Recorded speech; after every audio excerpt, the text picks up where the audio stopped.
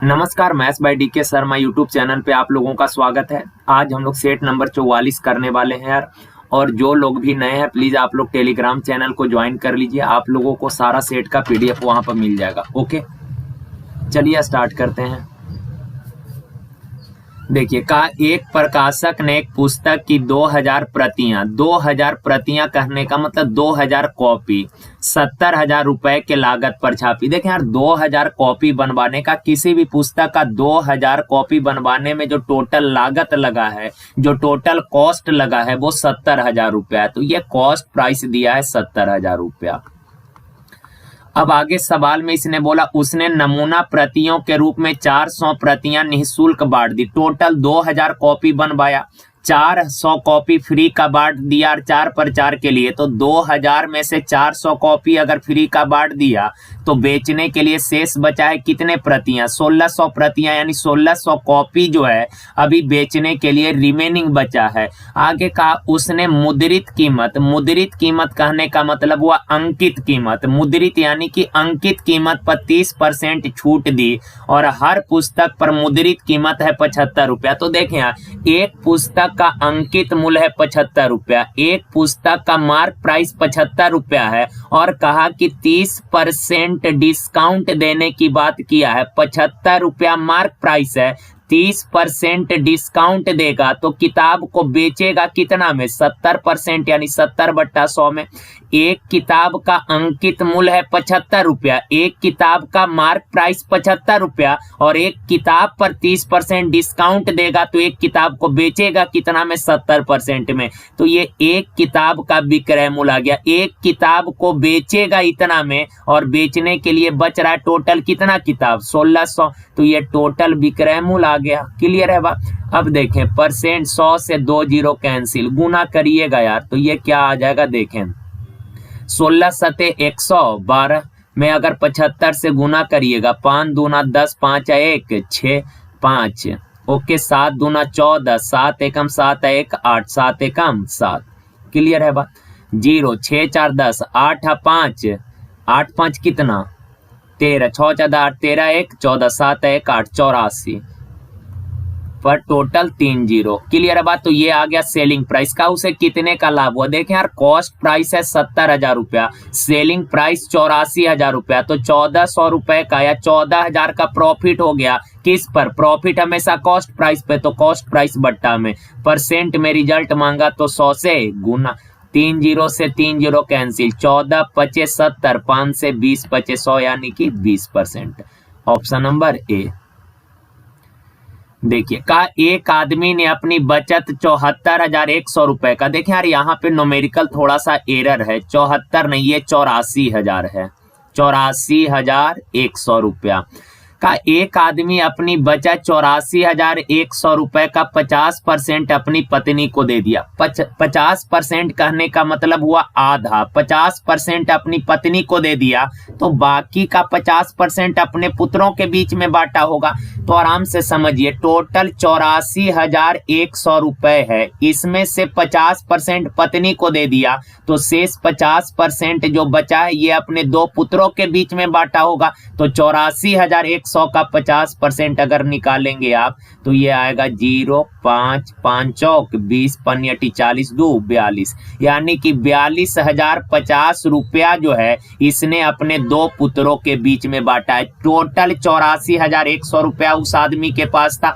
का, उसमें से 50% पत्नी को दे दिया तो शेष का 50% जो बचा ये अपने दो पुत्रों के बीच में बांटा है। यहां तक सबको समझ में आ गया होगा। अब आगे कहा यार कि उसने अपने 15 और 13 वर्ष के दो पुत्र ए और बी में विभाजित कर दी। उसने उस राशि को इस प्रकार विभाजित किया कि उसके पुत्र 18 वर्ष की आयु होने पर 5% प्रति वर्ष की चक्रवृद्धि ब्याज पर एक समान राशि प्राप्त होंगे। देखें यार, कहा कि ये जो 42,050 रुपए है ये अपने दो पुत्रों के बीच में डिवाइड किया और कहा उस पैसे को उसने बैंक में जमा कर दिया। जब दोनों पुत्र का एज 18 साल होगा तो बैंक से दोनों को इक्वल राशि मिलेगा। बस यहाँ पे एक बात समझिएगा, जैसे हम लोग जो पैसे बैंक में जमा करते हैं वो होता है मूलधन, और बैंक 2 साल 3 साल 5 साल के बाद जो पैसे हम लोग को वापिस करता है, हम लोग जो बैंक में लगाए वो मूलधन, और बैंक जो हम लोग को वापिस किया वो मिश्रधन होता है, अमाउंट होता है।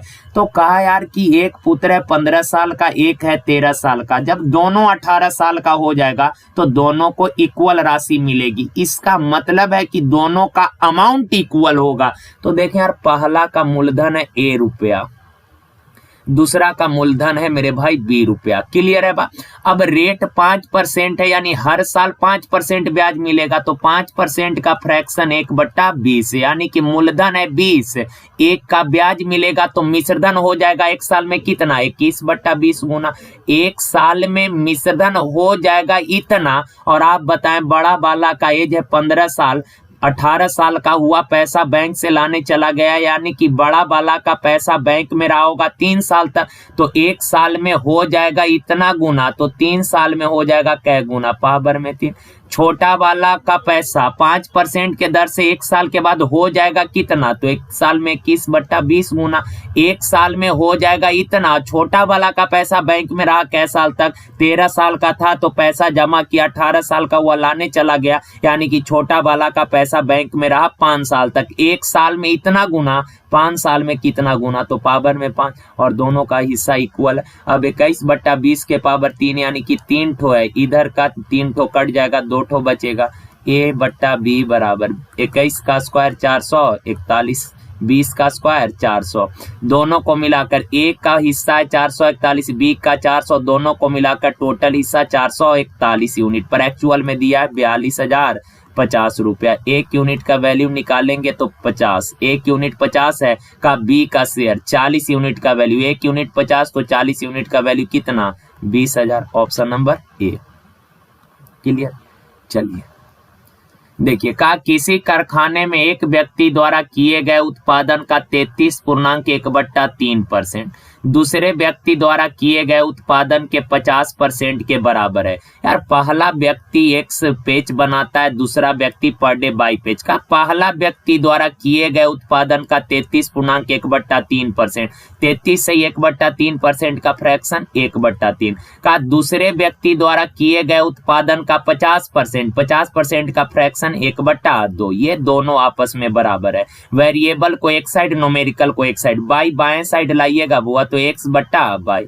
क्रॉस मल्टीप्लाई करेंगे सर, 3 दाएं साइड जाएगा, 3 एकम 3/2, यानी कि पहला व्यक्ति पर डे 3 पेज बनाता है, दूसरा व्यक्ति पर डे 2 पेज बनाता है। पर सवाल में कहा कि दूसरा व्यक्ति पर डे 1500 पेज बनाता है, यानी कि 2 यूनिट दिया है 1500, तो एक यूनिट का वैल्यू कितना हो जाएगा, 750। एक यूनिट 750, तो का पहला व्यक्ति पर डे कितना पेज बनाता है, 3 यूनिट का वैल्यू पूछा है। एक यूनिट 750 है तो एक यूनिट 7.5, 3 यूनिट कितना, 7.5 से गुना करिएगा तो ये आ जाएगा 2250। Option number D. देखिए, कहा चंद्रमा का व्यास पृथ्वी के व्यास का 1/4 माना गया है। तो पृथ्वी और चंद्रमा के आयतन का अनुपात देखें यार, चंद्रमा और पृथ्वी दोनों जो है ना, चंद्रमा और पृथ्वी दोनों गोला का एग्जाम्पल है। चंद्रमा और पृथ्वी दोनों जो है ये गोला का एग्जाम्पल है। क्लियर है बात। अब यार, चंद्रमा का व्यास जो है पृथ्वी के व्यास का 1/4। एक चीज अगर आप लोगों को पता है कि सर व्यास, परिधि और रेडियस तीनों का रेशियो इक्वल होता है, लेकिन अगर उतना नहीं पता फिर भी कोई दिक्कत नहीं है, सवाल काफी आसान है। देखें यार, चंद्रमा और पृथ्वी, मान लेते हैं चंद्रमा का रेडियस है RC, चंद्रमा का रेडियस RC, ऐसे डिनोट कर दिया ताकि सवाल में प्रॉब्लम ना हो। RC, C फॉर चंद्रमा, चंद्रमा का रेडियस RC, तो चंद्रमा का व्यास क्या होगा, रेडियस का 2 गुना 2RC। का पृथ्वी का रेडियस है RP, तो पृथ्वी का व्यास क्या होगा, 2RP। और का दोनों के व्यास का जो रेशियो है वो है 1/4। अब 2 से 2 कैंसिल। देखिए, चंद्रमा का रेडियस आ गया 1 यूनिट और पृथ्वी का रेडियस आ गया 4 यूनिट। अब सवाल का पृथ्वी और चंद्रमा के आयतन का अनुपात। देखें यार, पृथ्वी और चंद्रमा दोनों गोला का एग्जाम्पल है, और आपको अच्छे से पता है सर गोला का आयतन होता है 4π/3 r³। क्लियर है बात। तो पृथ्वी और चंद्रमा के आयतन का रेशियो बोला, पृथ्वी का रेडियस RP है तो पृथ्वी का आयतन होगा 4π/3 r³ का क्यू। चंद्रमा का रेडियस है RC, तो चंद्रमा का आयतन होगा 4π/3 RC का क्यूब। 4π/3 से 4π/3 कैंसिल। RP पृथ्वी का रेडियस 4, तो 4 का क्यूब 64। चंद्रमा का रेडियस 1, तो 1 का क्यूब 1, यानी कि पृथ्वी और चंद्रमा के वॉल्यूम का जो रेशियो आएगा ये 64:1 हो जाएगा। देखिए आगे का 3 रुपए प्रति लीटर वाले शुद्ध दूध के किसी मात्रा में 5 लीटर पानी मिलाया गया। देखें यार, एक दूध है और दूसरा पानी है। का दूध में पानी को मिक्स करके एक नया मिक्सचर बनाए। एक दूध है और एक पानी है। का दूध में पानी मिलाए हैं। का मिल्क जो है, इस मिल्क का रेट है 3 रुपया पर लीटर। इसमें 5 लीटर वाटर हमने मिलाया। 5 लीटर वाटर मिलाए तो यार वाटर जो मिलाए हैं उस वाटर का कॉस्ट होगा 0 रुपया। चूंकि पानी अगर मिलाए हैं तो पानी खरीद के तो नहीं है ना मिलाइएगा कि हाँ पानी खरीद के मिलाते हैं। आप कोई गए दुकान से पानी का बोतल ये दूध में मिलाए, ऐसा तो कोई करता है नहीं। अगर पानी खरीद ही के मिलाइएगा तो लाभ क्या होगा। तो पानी का जब भी कॉस्ट लेना हो ऑलवेज 0, चूंकि पानी का कोई कॉस्ट नहीं होता। का 3 रुपए प्रति लीटर वाले दूध में 0 रुपए पर लीटर वाला पानी मिलाकर एक नया मिक्सचर बनाया। अब का ये जो नया मिक्सचर बना है, इस नए मिक्सचर को, मिश्रण को 3 रुपए प्रति लीटर के दर से बेचा। ध्यान रखिएगा, 3 रुपए प्रति लीटर के दर से बेचा यानी कि ये विक्रय मूल्य दिया है। ये मिक्सचर का इसने विक्रय मूल्य दे रखा है 3 रुपया पर लीटर। तो का 20% लाभ हुआ। तो मेरे भाई आप लोगों को पता है सर तीनों जगह का यूनिट सेम होता है। यहाँ क्रय मूल्य, यहाँ क्रय मूल्य, तो यहाँ भी क्रय मूल्य लेना पड़ेगा। पर इसने मिक्सचर का विक्रय मूल्य दिया है कि 3 रुपए प्रति लीटर के दर से बेचा यानी कि विक्रय मूल्य है। 20% लाभ हुआ। क्रय मूल्य निकालना चाहते हैं तो विक्रय मूल्य में उल्टा गुना 20% लाभ हुआ यानी कि 100/120। 2 से 5 बार, 2 से 6 बार, 3 दूना 6, 5/2 यानी कि क्रय मूल्य कितना, 2.5 रुपया पर लीटर। अब देखें 3 में से 2.5 जाएगा 0.5, 2.5 में से 0 जाएगा 2.5, 5 से काटिएगा 5 बार, 5 से 1 बार। अब का मिल्क मिश्रण में दूध का मात्रा देखें यार, मिल्क का मात्रा है 5 यूनिट। मिल्क का मात्रा है कितना, 5 यूनिट। मिल्क का मात्रा 5 यूनिट। वाटर का मात्रा है 1 यूनिट। पर वाटर एक्चुअल में है क्या लीटर, 5 लीटर। 1 यूनिट बराबर 5 लीटर। तो मिल्क यानी कि 5 यूनिट का वैल्यू कितना, 25 litre. Option number D. Okay, ध्यान रखिएगा जब भी पानी का कॉस्ट लेना हो तो ऑलवेज 0, क्योंकि पानी का कोई कॉस्ट नहीं होता। आगे आ जाए सवाल पे। कहा 14 छात्राओं और उनकी एक शिक्षिका की औसत आयु। तो मेरे भाई 14 तो विद्यार्थी, छात्राएं हो गई, 14 छात्राएं और एक टीचर, तो टोटल कितने कैंडिडेट हो गए, 15 कैंडिडेट। 14 छात्राएं और एक उनके टीचर, तो टोटल 15 कैंडिडेट हैं। 15 का औसत आयु 15 वर्ष है, तो 15 सदस्य का टोटल एज कितना हो जाएगा, 15 225 साल। क्लियर है बा। का यदि शिक्षक की आयु हटा दी जाए तो औसत में 1 वर्ष की कमी हो जाती है। तो यार आप बताएं, 15 बच्चे सहित एक टीचर मिला के टोटल 15 कैंडिडेट में से अगर एक टीचर का एज हटा दीजिएगा, अगर टीचर का एज हटा दीजिएगा तो टोटल कितने कैंडिडेट बच जाएंगे, 14 कैंडिडेट बच जाएंगे। और का इन 14 का औसत आयु भी 1 कम हो गया। पहले औसत एज 15 था, 1 कम होकर अब औसत एज हो गया कितना, 14 सा। तो 14 कैंडिडेट का औसत आयु 14, तो 14 कैंडिडेट का टोटल एज कितना, तो 196। क्लियर है ना बा। अब यार 15 का शिक्षिका की आयु, तो 15 विद्यार्थी या 15 सदस्य के एज में से अगर 14 सदस्य का एज घटा दीजिएगा, 15 सदस्य के टोटल एज में से अगर 14 सदस्य का टोटल एज घटा दीजिएगा तो 15 में से 14 का निकाल दिए तो 1 का एज बचेगा, वो टीचर का होगा। कितना आ जाएगा, 9 2 29 साल। Option number D. क्लियर है बात। चलिए आगे।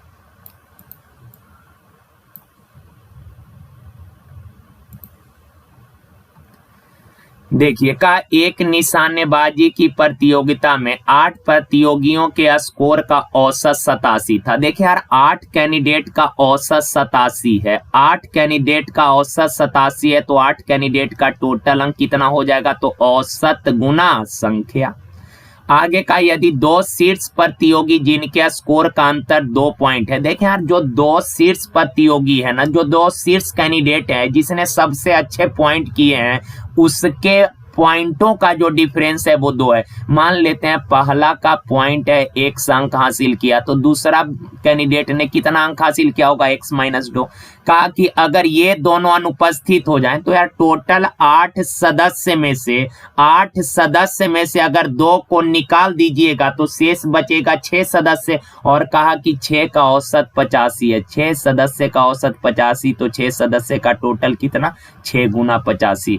अब यार जो 2 निकाले का, उसमें पहला का अंक x जोड़ दिए, दूसरा का अंक x-2 जोड़ दिए, तो 6 कैंडिडेट के टोटल अंक में से निकाले गए 2 कैंडिडेट का टोटल अंक जोड़ दीजिएगा तो 6 या 2 टोटल, ये सेकंड डाटा से 8 कैंडिडेट का अंक आ गया। ये सेकंड डाटा से टोटल 8 कैंडिडेट का अंक है, ये फर्स्ट डाटा से टोटल 8 कैंडिडेट का अंक है, दोनों 8 सदस्य का अंक है, अतः आपस में क्या हो जाएगा, बराबर हो जाएगा। क्लियर है बात। अब यहाँ से तो आप इसको सॉल्व कर ही लेंगे, कोई दिक्कत नहीं है। देखें कुछ लोग इसको ऐसे भी कर सकते हैं, कोई दिक्कत नहीं है, पर हम तो बोलेंगे कि आप ऐसे ही करिए, दोनों में ज्यादा टाइम नहीं लगना, दोनों तरीका सही है, दोनों अच्छा है, दोनों में आप जल्दी रिजल्ट निकाल पाएंगे। जैसे कुछ लोग करता है कि 8 सदस्य का टोटल अंक औसत है 87, तो 8 सदस्य का इस तरह से तो कर ही लेंगे। आप लोग सॉल्व इसको कर लीजिएगा, x का वैल्यू आ जाएगा, जिसका भी निकालने को बोलेगा निकल जाएगा। दूसरा तरीका क्या है इसको, कि 8 सदस्य का औसत 87 है, तो टोटल कितना, औसत गुना संख्या, 8 सत्ते 56, 8 8 64, 5 69। क्लियर है। अब का 2 शीर्ष प्रतियोगी जिनके स्कोर में 2 का अंतर है, का उनको अगर निकाल दिया जाए तो औसत 85 होगा। 2 को निकाल दिए, 6 कैंडिडेट बच गया, इन 6 का औसत 85 है, तो इन 6 का टोटल अंक कितना, औसत गुना संख्या, औसत गुना संख्या 6 5 30, 6 8 48, 3 51, 6 8, ये कितना, 186। तो ये तो निकाले गए 2 सदस्य का अंक है ना यार, निकाले गए 2 सदस्य का अंक कितना, 186। अब देखें जितना का अंतर है दोनों के पॉइंट में, इसमें से घटाइए और इसको इक्वली डिवाइड कर दीजिए, तो 184/2 करिएगा, 2 से काटिएगा, कितना आ जाएगा, 92। और एक दोनों को 92 मिल गया, एक को जिसको ज्यादा मिला है 2 जोड़ दीजिए, तो एक का अंक 94 आ गया, एक का 92 आ गया। तो जिसका बोला शीर्ष स्कोरर कितना, 94 अंक लाया होगा। पर हम नहीं बोलेंगे कि आप ऐसे करें, जो लोग ऐसे करते हैं उनके लिए सही है, पर आप लोग ऐसे भी करिए। देखिए यार दोनों तरीका 100% सही है, जैसे आपको अच्छा, ये थोड़ा सा समझ में ज्यादा आएगा आप लोगों को, तो ऐसे ही कर लीजिए, कोई दिक्कत नहीं है। चलिए देखिए, का एक परीक्षा में 10% विद्यार्थी अयोग्य पाए गए।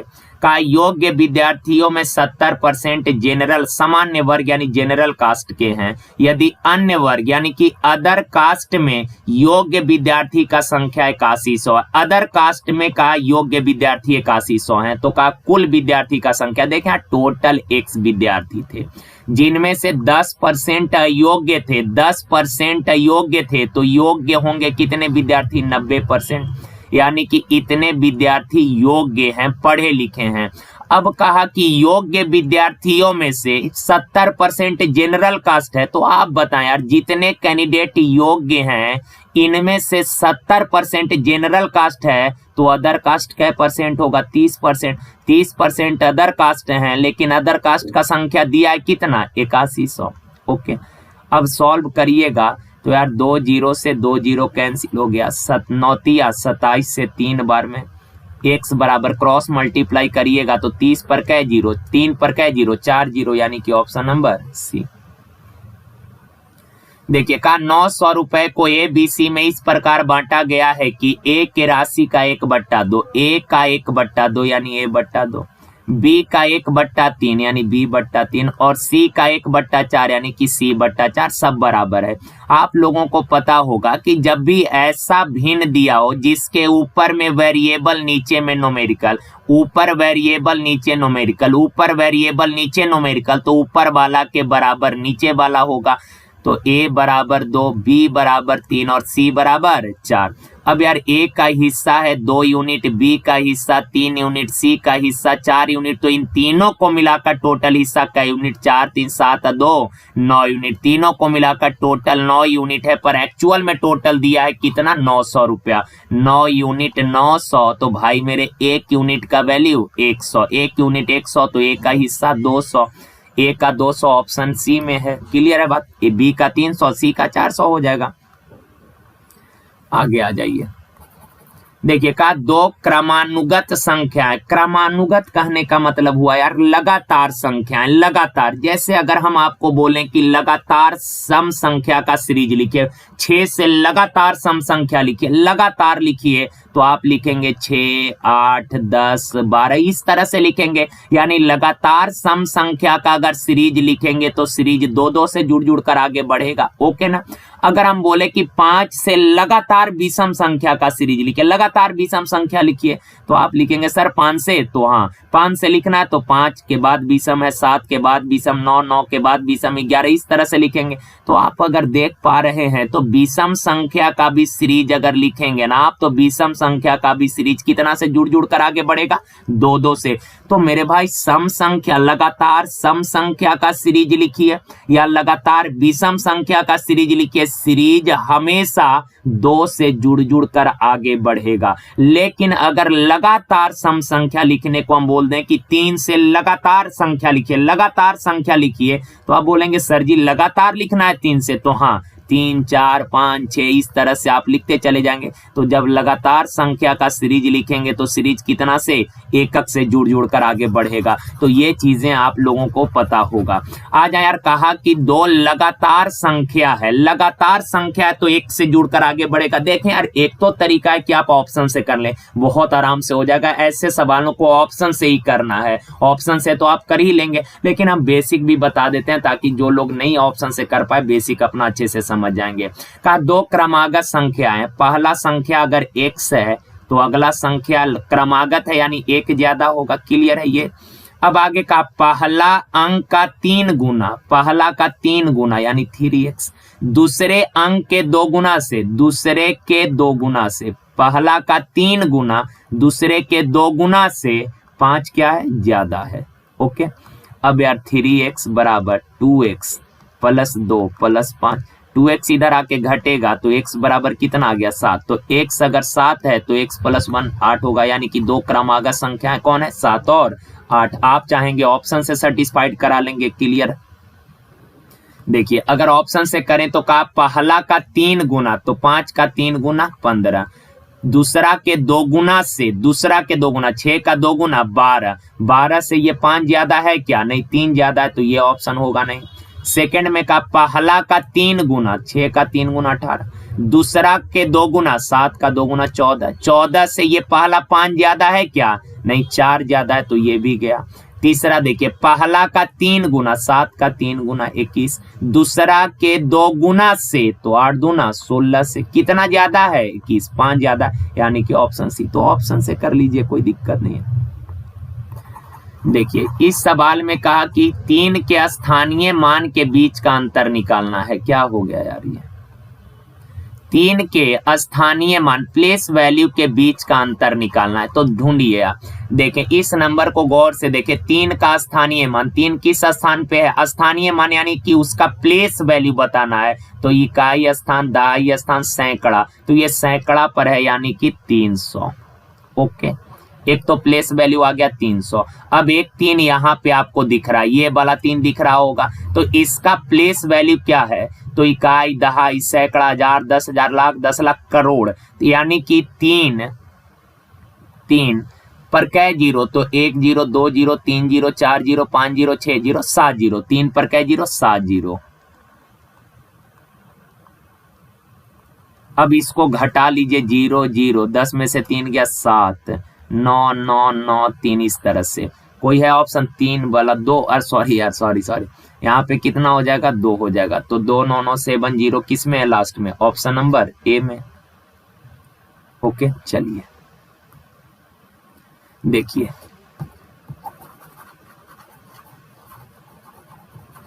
का 50 पैसे प्रति मीटर के दर पर 500 मीटर इलेक्ट्रॉनिक वायर खरीदा। ओके, का उसने इसमें से 50% भाग, जितना इलेक्ट्रॉनिक वायर खरीदा ना, का उसमें से 50% यानी आधा भाग जो है 5% के लाभ पर बेच दिया। संपूर्ण सौदे पर 10% लाभ प्राप्त करने के लिए उसे शेष बची इलेक्ट्रॉनिक वायर को कितने % लाभ में बेचना होगा। तो देखें यार, परसेंट के रूप में रिजल्ट मांगा है तो आपको रियल वैल्यू को यूज करने का कोई जरूरत ही नहीं है। अगर रियल वैल्यू को यूज करके सवाल बनाएंगे तो भी 100% सवाल बनेगा, लेकिन कैलकुलेशन काफी कॉम्प्लिकेटेड हो जाएगा। यहाँ पर सिंपल आप परसेंट में आपने देखा कि सर परसेंट में रिजल्ट मांगा, रियल वैल्यू को लेने का जरूरत नहीं है। बोला 50% भाग 5% लाभ पर बेचा, 50% भाग जो है 5% लाभ पर बेचा, 50% भाग 5% लाभ पर बेचा, 50% का फ्रैक्शन 1/2 यानी कि टोटल 2 भाग है।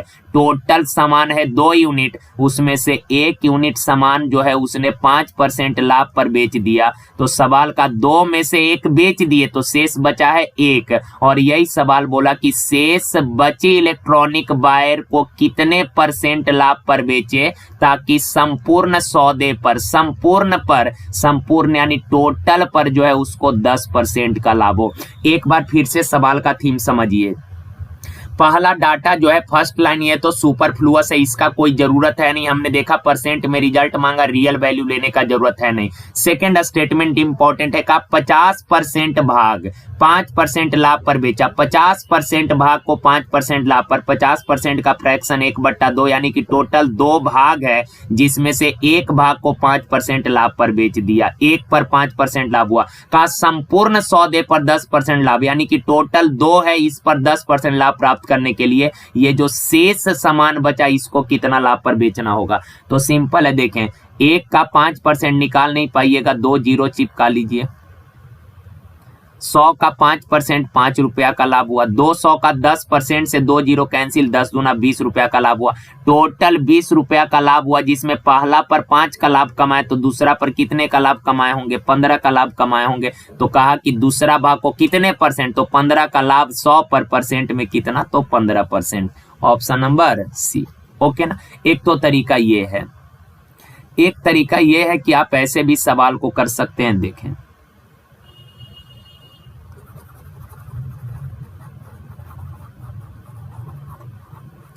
कहा 50% भाग 5% लाभ पर बेच दिया, तो टोटल अगर सामान है 100 यूनिट, 50% भाग जो है 50% भाग 5% लाभ पर बेच दिया, तो कहा शेष को कितना % लाभ पर बेचे। यही पूछा, शेष कितना % लाभ पर बेचे ताकि संपूर्ण पर 10%, टोटल पर 10% लाभ हो। तो 100 का 10%, टोटल 10 रुपया का लाभ कमाना चाह रहे हैं। 50 का 5%, 50 का अगर 5% निकालिएगा तो 5/100 आ जाएगा, 5 दूना यानी कि 2.5 रुपया। तो 2.5 का लाभ यहाँ हो गया, तो 2.5 का लाभ यहाँ, टोटल 10 का लाभ कमाए जिसमें 2.5 का लाभ पहला पर, तो शेष 7.5 का लाभ दूसरा पर कमाया होइएगा। समझ रहे हैं बात। तो 7.5 का लाभ 50 पर %, तो 100 से गुना, डेसिमल से 1 जीरो कैंसिल हो जाएगा, 0 से 0, 5 से 15 बचे 75 यानी कि 15%। ओके ना।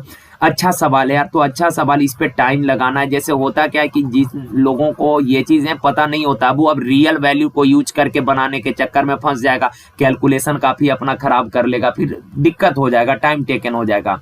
चलिए आगे बढ़ते हैं। देखिए कहा ए और बी 2 अचर बिंदु हैं जिनके बीच की दूरी 5 सेंटीमीटर है। अच्छा, इस सवाल से पहले एक चीज आप समझिएगा। जैसे देखें यार, ये 2 पॉइंट्स हैं ए और बी। ओके, हम बोले ए और बी के बीच का टोटल डिस्टेंस जो है 10 सेंटीमीटर है। ए और बी के बीच टोटल डिस्टेंस 10 सेंटीमीटर है। का इनके बीच एक बिंदु सी इस प्रकार है कि AC का दूरी है 7 सेंटीमीटर, AC का दूरी है 7। तो यार A से B तक टोटल 10 है, AC 7 है, तो ये रिमेनिंग जो बचा ये कितना ये वाला पोर्शन जो शेष बचा ये 3 सेंटीमीटर होगा। अब आपको अगर हम सवाल में बोले कि AC का लंबाई 2 सेंटीमीटर बढ़ा दे, 2 सेंटीमीटर बढ़ा दीजिए, पहले 7 था यहाँ पे था 2 सेंटीमीटर बढ़ा दिए, 2 सेंटीमीटर बढ़ा दिए, यानी कि अब AC का लंबाई हो गया कै सेंटीमीटर, 9 सेंटीमीटर। तो आप बताइए कि B के लंबाई में C यहाँ आ गया, तो आप बताएं अगर ये 2 इधर खिसकाइएगा तो ये 2 कम होगा, तो 3 में से 2 घटाइएगा, ये वाला कितना बचेगा, 1 सेंटीमीटर। यानी कि ये यहाँ से आपको समझ पाए होंगे आप कि सर इसको AC को जितना बढ़ाइएगा ना सर, इसको जितना बढ़ाइएगा, 2 बढ़ाए तो इसमें 2 का कमी आ जाएगा, तो AC में जितने का वृद्धि करिएगा BC में उतने का कमी आ जाएगा। AC को इस लाइन को जितना उधर खिसकाइएगा, इस लाइन को जितना इधर खिसकाइएगा उतना ही इसमें कमी आएगा, जितना ये बढ़ेगा उतना ये कम होगा। तो सवाल जो अपना वाला यही आपको ध्यान में रखना था कि AC में जितना का वृद्धि करेंगे BC में उतने का कमी का। 2 अचर बिंदु A और B है, A और B ये 2 पॉइंट्स हैं। सवाल में कहा इनके बीच का दूरी 5 है। C रेखाखंड AB पर ऐसा बिंदु है, C रेखाखंड AB पर ऐसा बिंदु है कि AC बराबर 3 सेंटीमीटर। आप बताएं पूरा AB 5 है, AC 3 है, तो ये बचा हुआ कितना हो जाएगा, 2 सेंटीमीटर। यहाँ तक किसी को कोई दिक्कत नहीं।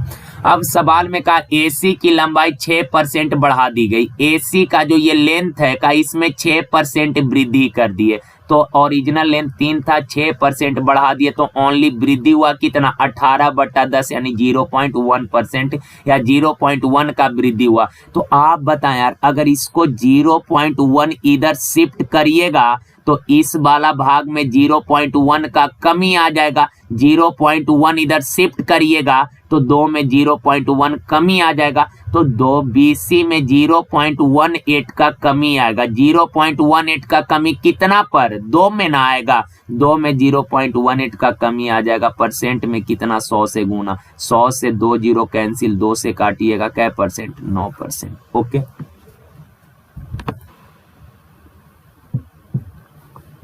चलिए आगे बढ़ते हैं।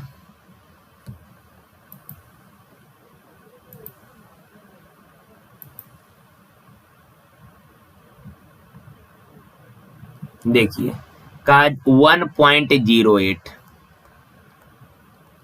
एक है 0.36 और एक है 0.9 का। इसका GCD कहने का मतलब ग्रेटेस्ट कॉमन डिवाइजर, इसी को हम लोग बोलते हैं HCF। GCD या HCF दोनों चीजें सेम है।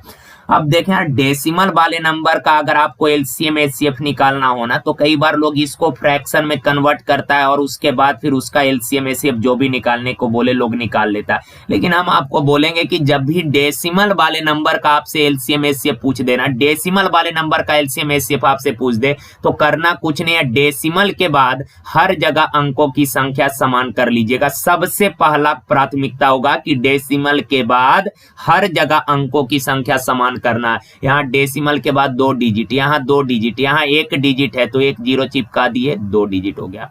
अब यार देखें डेसिमल को इग्नोर कर दीजिए। अब 108, 36 और 90 इनका HCF निकालिए। HCF यानी कि वह बड़ी से बड़ी संख्या जो इन तीनों को पूरी तरह से विभाजित कर दे। तो इन तीनों को काटने वाली सबसे बड़ी संख्या कितना है, 18।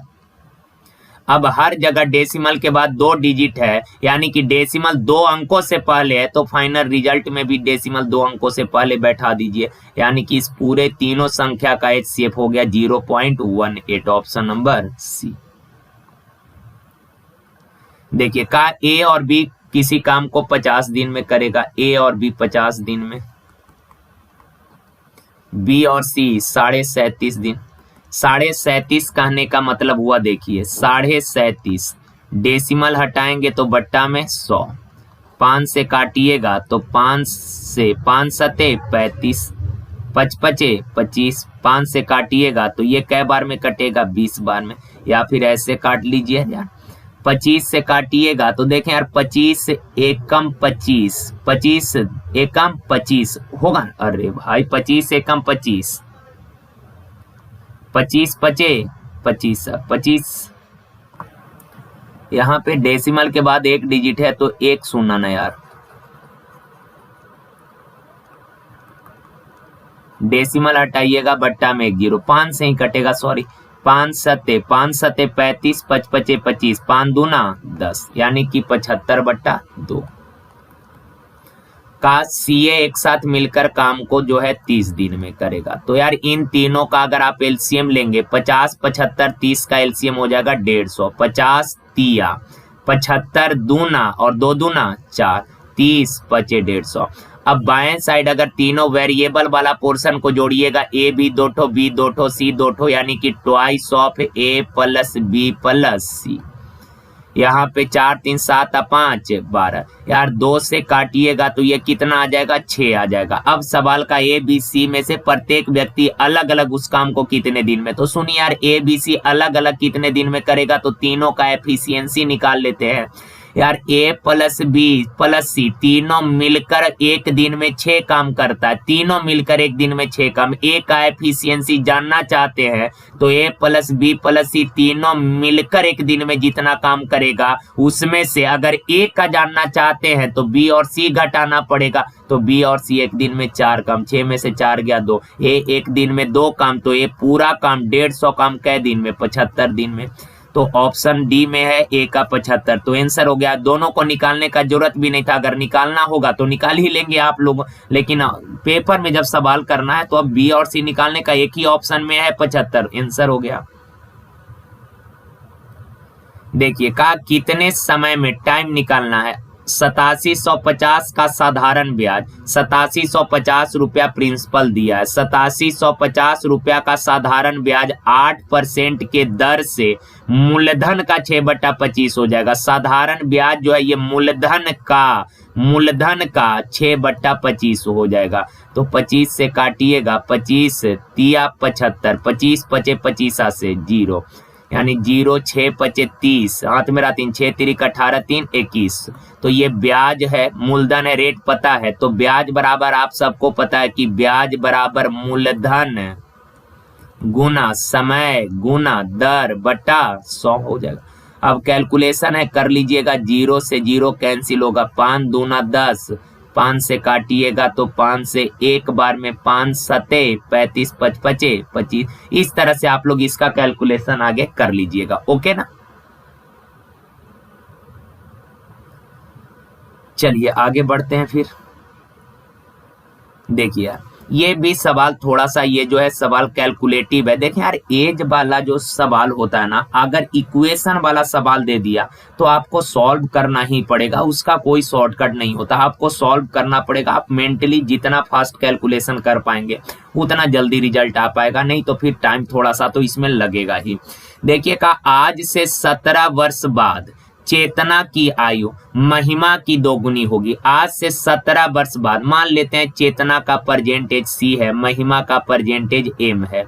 का आज से 17 साल बाद तो चेतना का एज हो जाएगा इतना, और 17 साल बाद चेतना का एज लिए तो महिमा का भी 17 साल बाद का एज लेना होगा। चूंकि एक आदमी का एज बढ़ेगा तो पहला के रिस्पेक्ट में दूसरा का भी तो एज बढ़ेगा घटेगा।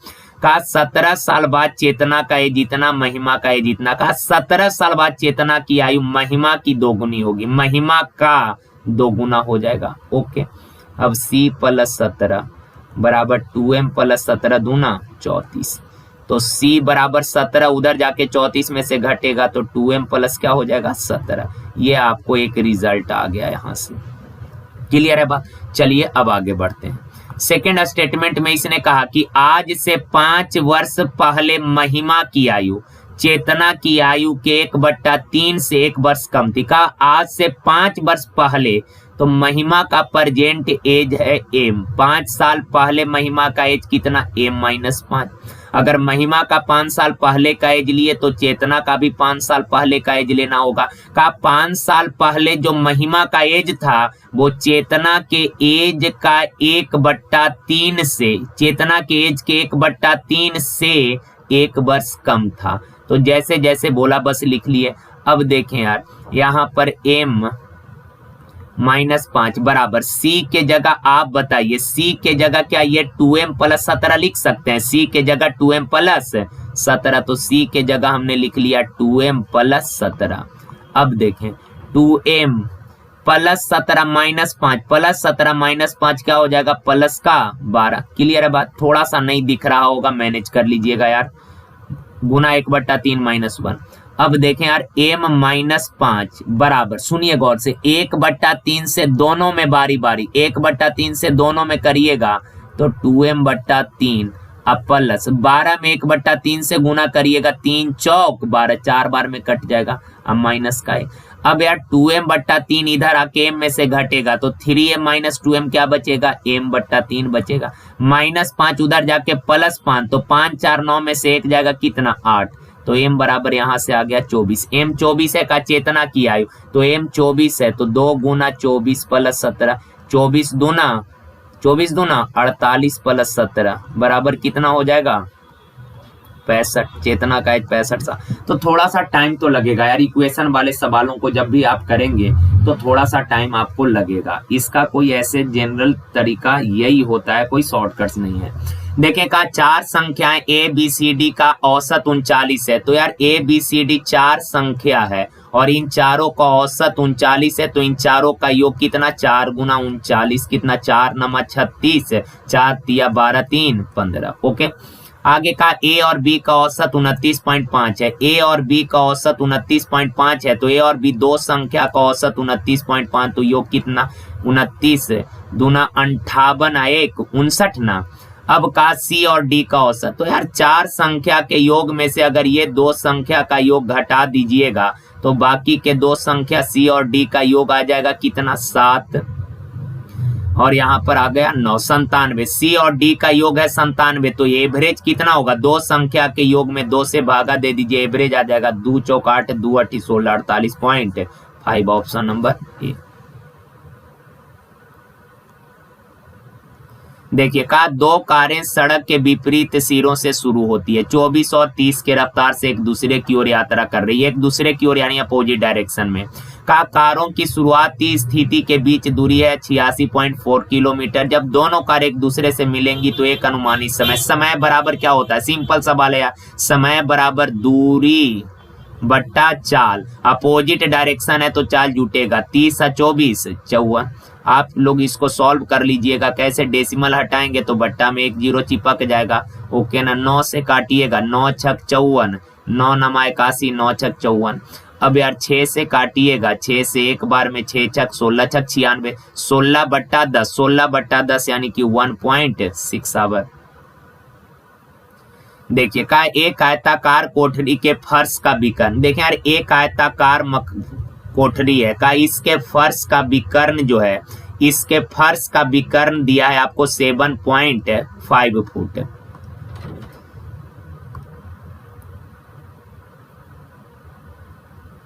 ये विकर्ण का लंबाई दिया है 7.5 का। कोठरी की छोटी भुजा 4.8 फुट है, छोटी भुजा, ये जो चौड़ाई है ये छोटा होता है, ये 4.5 फुट। आपसे बोला कोठरी का एरिया, तो यार ये आयताकार कोठरी है तो इसका चौड़ाई मालूम है, अगर लंबाई मालूम कर गए, लंबाई अगर मालूम कर गए तो क्या इसका आयत का एरिया नहीं निकल जाएगा, लंबाई गुना चौड़ाई से आयत का एरिया निकल जाएगा। आप बताएं, एक तो तरीका है कि इस राइट एंगल में 90 के सामने कर्ण मालूम, ये लंब मालूम, आधार निकाल लीजिएगा, रूट अंडर कर्ण स्क्वायर माइनस आधार स्क्वायर करेंगे निकल जाएगा। लेकिन अगर आप थोड़ा सा दिमाग लगाएंगे तो ये कर्ण है, ये 4.5 है, अगर डेसिमल को इग्नोर करिए काटिएगा तो 15 पचे 75, 15 तिया 45, 5 3 है तो ये कितना आ जाएगा, 4 आ जाएगा, कितना 4 ना, ट्रिपलेट 5 3 4 ट्रिपलेट है तो 15 से काटे हैं तो इसमें 15 से गुना करेंगे, 15 चौक 60 आ जाएगा। क्लियर है ना बात। और हर एक अंक के बाद डेसिमल है तो यहाँ भी एक अंक के पहले डेसिमल, सॉरी एक अंक से पहले डेसिमल है, यहाँ भी एक अंक से पहले डेसिमल बैठाइएगा तो ये आपका एक ट्रिपलेट आ गया कि अगर कर्ण 7.5 है, लंब 4.5 है तो आधार जो होगा 6.0 यानी 6 सेंटीमीटर होगा। तो एक तो तरीका हमने बताया क्या, पाइथागोरस से निकाल लीजिए, नहीं तो थोड़ा सा अगर आप समझदार हैं दिमाग लगाएंगे तो आप ऐसे कर सकते हैं। अब देखें इस आयत का लंबाई मालूम है, चौड़ाई मालूम है तो आयत का एरिया क्या हो जाएगा, लंबाई गुना चौड़ाई, 6 पचे 30, 6 चौक 24 3 27 यानी कि 27 वर्ग फुट आंसर। देखिए का उपयुक्त वेन आरेख उन छात्रों को दर्शाता है जो क्लास में 3 खेल एम एन और एल खेलते हैं। का खेल एन खेलने वाले छात्रों की कुल संख्या, एन खेलने वाले टोटल कितने छात्र हैं, तो एन खेलने वाले यानी कि ये सर्कल एन वाला का ये सर्कल है ना, का एन खेलने वाले टोटल कितने छात्र हैं, एन खेलने वाले टोटल छात्र पूछा है तो 8 + 41 + 6 + 9 करिएगा आ जाएगा। ओके चलिए आगे आप लोग कर लीजिएगा यार।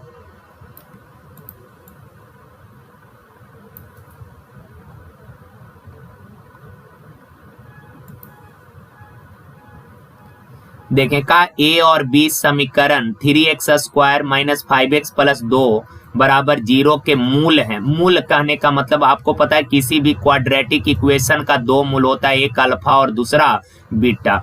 तो कहा कि इसके 2 मूल जो है क्रमशः ए और बी है। तो कहा a/b + b/a का मान। यार आप बताएं ए और बी अगर मूल हैं तो मूलों का योग क्या होता है, मूलों का योग होता है -b/a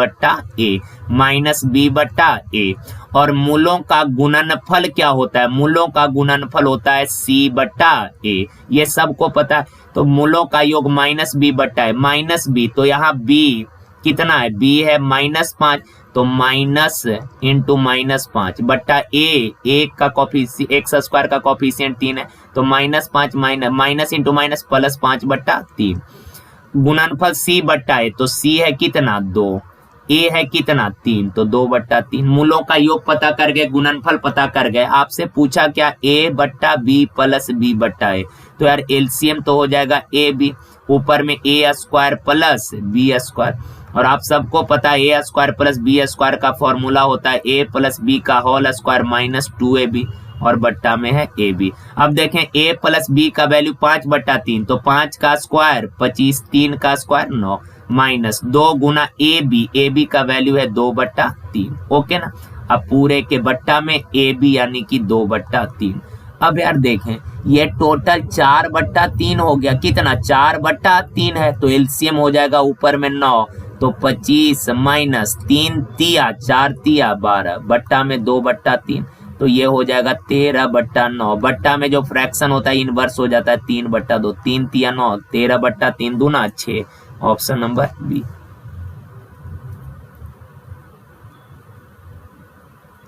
इसका वैल्यू निकालना, ये सिंपल है बाई + बाई माइनस, सुनिए ये ब्रैकेट के बाहर माइनस है तो अंदर का साइन चेंज हो जाएगा, तो बाई +x के जगह क्या हो जाएगा -x।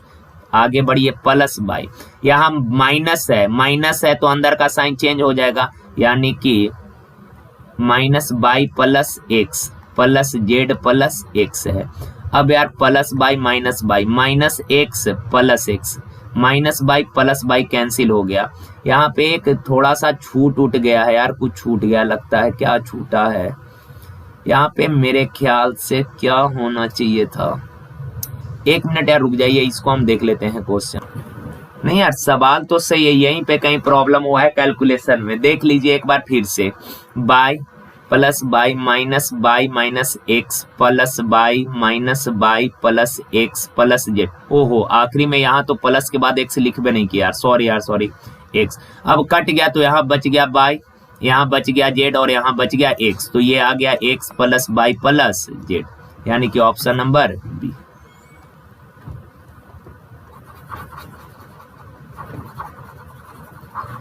देखें यार का 2 संख्याओं का एलसीएम उसके एचसीएफ का 42 गुना है, का एलसीएम जो है उसके एचसीएफ का 42 गुना, एचसीएफ 1 है तो एलसीएम 42। आगे का लघुत्तम और महत्तम का योग 602 है, तो देखें यार एलसीएम है 42 यूनिट, एचसीएफ है 1 यूनिट, तो एलसीएम और एचसीएफ का योग हो गया क्या यूनिट, 43 यूनिट, पर एक्चुअल में दिया है 602। तो 1 यूनिट का वैल्यू कितना, 43 से डिवाइड करिएगा एक बार में, 43 से 4 बार में, ओके ना, 4 तिया 12। अब यार 1 यूनिट का वैल्यू 14, एलसीएम 42 यूनिट, 1 = 14, तो 42 बराबर कितना, 14 दूना 28, 14 चौक 56 2 58।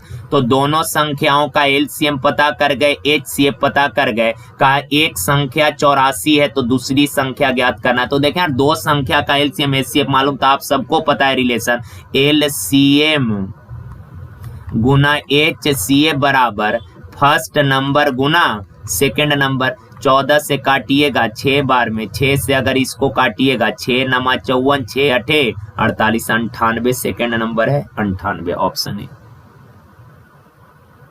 देखिए का ए और सी एक खाली टंकी को 7 और 10.5 घंटे में भर देगा। ए भरेगा पूरा टैंक को 7 घंटा में और सी भरेगा 10.5, सुनिए ना 10.5, डेसिमल हटाएंगे बट्टा में 10, 5 से काटिएगा 5 दूना 10, 5 एकम नीचे 5 दूना 10, और बी जो है का पूरा टैंक को 5.25 आवर में खाली करेगा, 5.25। तो मेरे भाई डेसिमल हटाएंगे बट्टा में 100, 5 से अगर काटिएगा या 25 से अगर कटता है तो 25 से डायरेक्ट काट दीजिए, 25 दूना 50, 25 एकम 25, 25 चौक 100 यानी कि 21/4।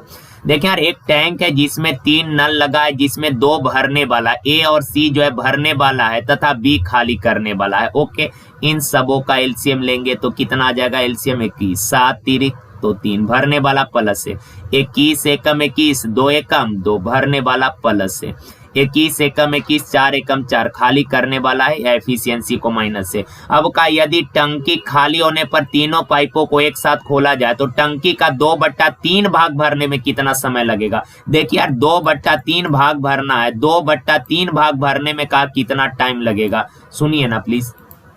क्या हो गया यार, 2/3 भाग भरना है तो यार टोटल टैंक का कैपेसिटी है 21 यूनिट। आपको बोला सर पूरा नहीं 2/3 भाग भरना है, तो 21 का 2/3 यानी कि कितना भाग भरना है, 7 दूना 14 भाग भरना है। तो देखें यार जब तीनों चलेगा तो ए 3 भरेगा, बी 2 भरेगा, 3 2 5 भरा, सी 4 खाली कर दिया, सॉरी ए 3 भरेगा, सी 2 भरेगा, 3 2 5 भरा, बी 4 खाली कर दिया, 5 भरा 4 खाली कर दिया, यानी हर घंटे 1 यूनिट पानी जाएगा टैंक में, हर घंटे 1 यूनिट पानी जाएगा। भरना है 14 यूनिट, 1 घंटा में 1 यूनिट, तो 14 यूनिट भरने में कै घंटा लग जाएगा, 14 घंटा, ऑप्शन नंबर ए।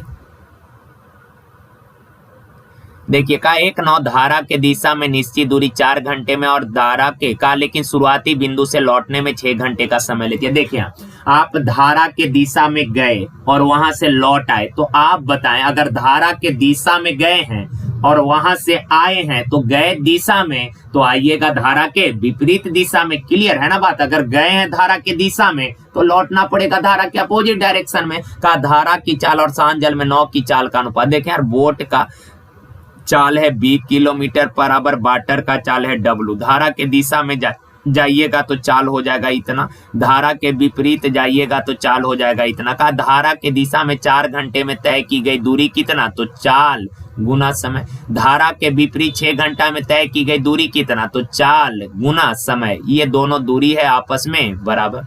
अब 4 से 2 यहाँ 6 3, 2 से करिएगा तो 2b प्लस 2w बराबर, 3 से दोनों में करिएगा तो 3b माइनस 3w, 2b उधर जाके 3b में से घटेगा b, 3w इधर आके 2w में जुटेगा 5w, तो b/w बराबर 5/1, यानी बोट का स्पीड 5, वाटर का 1। सवाल का धारा की चाल, तो धारा की चाल 1, शांत जल में 9 की चाल, तो 9 का चाल 5, तो 1:5। कई बार जल्दीबाजी में लोग 5:1 कर देता है, पर ध्यान रखिएगा।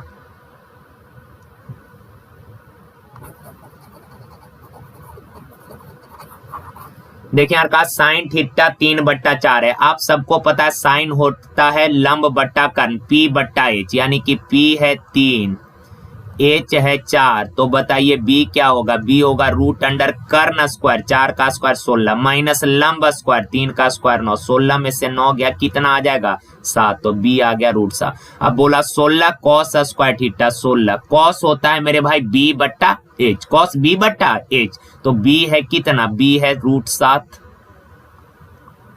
और H है कितना 4, तो cos स्क्वायर है तो इसका स्क्वायर, प्लस tan होता है P/B, P है 3, B है कितना √7, tan स्क्वायर है तो इसका स्क्वायर। अब 16 √7 का स्क्वायर 7, 4 का स्क्वायर 16 प्लस 3 का स्क्वायर 9, √7 का स्क्वायर 7, 16 से 16 कैसे 7 49 प्लस 9/7, 49 और 9 कितना हो जाएगा 58/7, ऑप्शन नंबर पे। देखिए का इस आंकड़े में अनुपस्थित बारंबारता x है, तो दिए गए समानांतर माध्य 28 है और दिया गया है कि समानांतर माध्य जो है 28 है। समानांतर माध्य कहने का मतलब हुआ माध्य यानी जस्ट लाइक एवरेज, ये एवरेज की बात कर रहा है कि एवरेज 28 है। अब सुने यार, देखिए ये वर्ग अंतराल दिया है लाभ परसेंट का, लाभ परसेंट ये वर्ग अंतराल दिया है कि 0 से 10% लाभ कमाने वाले दुकान का संख्या है 12 ठो, 10 से 20% लाभ कमाने वाले दुकान का संख्या 18 ठो, 20 से 27% लाभ कमाने वाले दुकान का संख्या 27 ठो। तो ये इसने डाटा दे रखा है परसेंटेज लाभ का और एक दुकानों की संख्या का। कहा 0 से 10% लाभ कमाने वाले दुकान का संख्या 12। तो देखें यार 0 से ये क्लास दिया है तो 0 से 10% के बीच वाला वैल्यू हमेशा लेते हैं, हमेशा बीच वाला। कई बार लोग सोचता है 0 से 10% लाभ कमाने वाला दुकान 12 ठो है यानी कि 0 ले 10 ले, तो ना 0 लेंगे ना ही 10 लेंगे, इन दोनों का एवरेज यानी 10 और 5 के बीच वाला नंबर 5। तो 5% लाभ कमाने वाला 12 इस तरह से कर लीजिएगा, 5 गुना 12 प्लस 10 से 20% के बीच में कितना है 15, तो 15 गुना 18 प्लस 20 से 30% के बीच में कितना है तो 25 गुना 27 प्लस 35 गुना x प्लस 45 गुना 17 प्लस 55 गुना 6 और टोटल बट्टा में दुकान का संख्या। एवरेज निकालते हैं कैसे, सभी का योग बट्टा सभी संख्याओं का संख्या। तो सबको जोड़िएगा तो 12 18 सबको जोड़िएगा, न्यूमेरिकल को जोड़िएगा 80 आएगा, वेरिएबल है x तो प्लस का x। ओके, ये आ गया एवरेज, पर इसने एवरेज दिया है कितना 28। अब सॉल्व करके x का वैल्यू निकाल लेना है, थोड़ा टाइम लग जाएगा इसमें। अब देखें आ जाए, देखें यार का प्रवणता -4 है। प्रवणता कहने का मतलब होता है ढाल, ढाल कहने का मतलब स्लोप। ओके, का स्लोप -4 है और बाई प्रतिच्छेद 2 है, तो रेखा का समीकरण ज्ञात करें। देखें यार जब भी स्लोप की चर्चा करेगा ना, स्लोप की बात जब भी करे तो कुछ भी दे आपको स्लोप निकालने का आपके पास केवल 3 ही तरीका है, टोटल 3 तरीके हैं स्लोप से रिलेटेड निकालने की, कुछ भी चीजें जो स्लोप से रिलेटेड है निकालने का।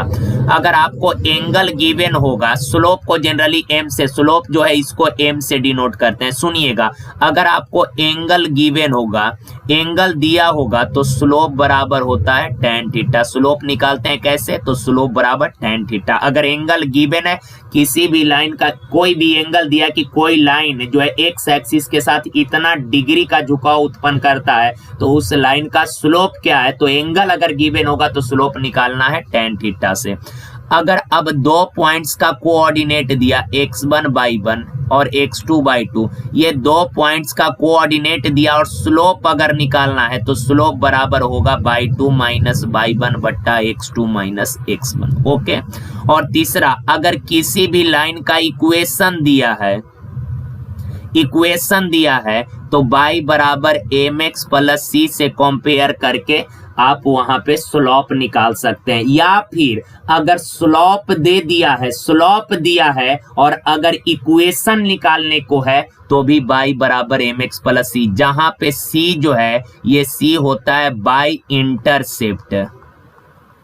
C क्या होता है, बाई इंटरसेप्ट होता है। ओके ना, तो ये 3 ही तरीके हैं स्लोप से रिलेटेड चीजें निकालने का। तो आपको दिया है कि स्लोप प्रवणता यानी कि ढाल, स्लोप है -4 और बाई प्रतिच्छेद यानी कि बाई इंटरसेप्ट यानी कि C का वैल्यू दिया है आपको 2। तो का समीकरण क्या होगा, तो बाई बराबर mx प्लस c, तो बाई बराबर m यानी कि स्लोप ना बुआ, m स्लोप मेरे भाई, तो m का वैल्यू -4x प्लस c है बाय इंटरसेप्ट तो c का वैल्यू 2, -4x इधर लाइएगा तो प्लस का 4x हो जाएगा, अब प्लस बाई बराबर इधर 2 बचेगा। अब सारा ऑप्शन को देखिए तो दाएं साइड हर जगह 1 है, हर जगह क्या है 1 है, तो इस इक्वेशन को अगर 2 से डिवाइड कर दीजिएगा, इस इक्वेशन को 2 से भाग दीजिएगा तो यहाँ बच जाएगा 2x, इसमें 2 से भाग दीजिएगा तो 22/2, 2 से भाग दीजिएगा 1, तो ये आपके पास इक्वेशन आ गया। ओके ना, चलिए आज के लिए यहीं तक यार। थैंक यू, धन्यवाद। और जो लोग भी नए हैं आप लोग टेलीग्राम चैनल को ज्वाइन कर लीजिएगा, आपको वहां पे सेट मिल जाएगा। बार बार इसीलिए हमको बोलना पड़ता है